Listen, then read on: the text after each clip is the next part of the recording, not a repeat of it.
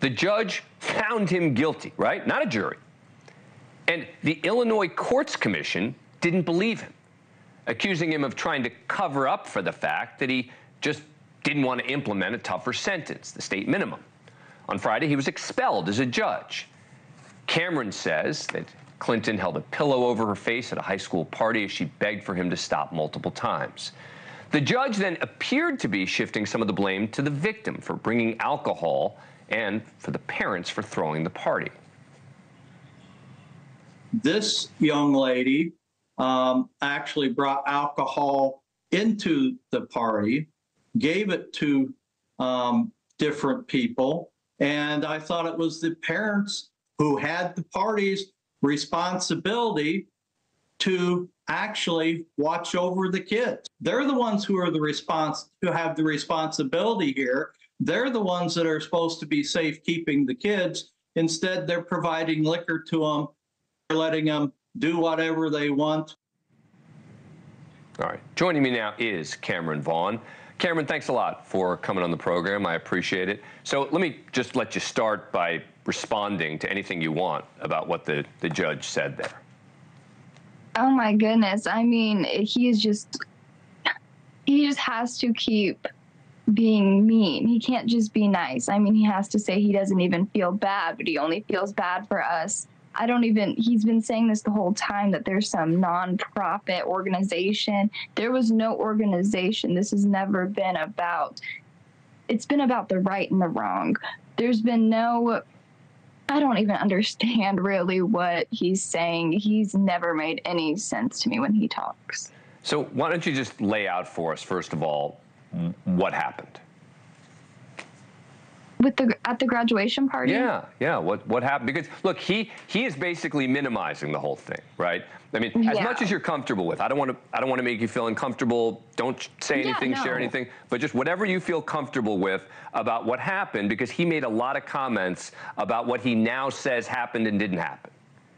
Yeah, so at the graduation party, we were swimming in our underwear. We were drinking underage, but that is all that's it. It's not, I had never, from the beginning of the party, they had asked me, one of Drew's friends came up to me and said, Drew wants to get with you. He thinks you're hot and wants to get with you. And I said from the beginning, I want nothing to do with him. This is even before alcohol was in my system.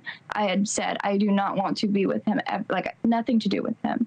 And then later on, I get intoxicated, really drunk. I'm throwing up everywhere, have to be carried out of the party to the car. We drive over to a friend's house, and there was about 5-6 of us staying there.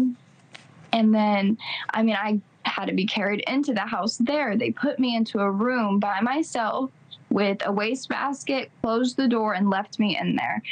Drew was supposed to be sleeping out in the living room. No one knew he was going to go into the bedroom. I mean, I was left alone. And then I end up waking up in the middle of the night to, I can't breathe at all. He had a pillow over my face. I had to turn my head over to the side just so I could breathe. And then I rolled off the couch, kind of had to push him off me to get off. And I mean, he jumps up, pulls his pants up, and just immediately started playing video games right after. As if he didn't do anything. And then I ended up leaving the room, and then I told my friends what happened, and we ended up leaving and going home and then reporting it. So how hard has it been for you to listen to some of the judge's comments? And one of the reasons I was pleased that you agreed to come on is so that we can make sure that your voice can be heard here. How did you feel hearing the comments that he made? Disgusted. I mean, he's saying he doesn't even feel bad for what he did. He doesn't think he did anything wrong. I mean, he's saying Drew didn't even rape me, but Drew admitted to at least putting his fingers in me. He may have not admitted to the penile penetration, but he did admit to putting his fingers in me. So, I mean, I just don't understand what the judge is even saying. He's just trying to make up lies to back himself up. This is what the judge said when I asked him, and you pointed this out, if he had sympathy for you. Let's listen. I feel sorry that she was used by this not-for-profit group who put her out. Should have never been done to a minor like that after she didn't give truthful testimony in the case. What's he talking about? I have no idea. There's never been any nonprofit organizations, any organizations. This was me wanting to put this out there to try. At first, we thought that we could maybe get Drew to go to prison again. Then I didn't know about double jeopardy, but after knowing about that, it became about the judge. The judge is the one who let him free after. He says there was no evidence there, but all of the evidence was there. He's saying there was no semen. That does not mean there was no DNA. His DNA was still inside of me. Yeah. And my DNA was in his underwear. How else does my DNA get into his underwear? So what's next here for you? How do you do? Thank you for watching. Go to newsnationnow.com to find NewsNation on your cable provider. And don't forget to click the red subscribe button below to get more of NewsNation's fact-driven, unbiased coverage.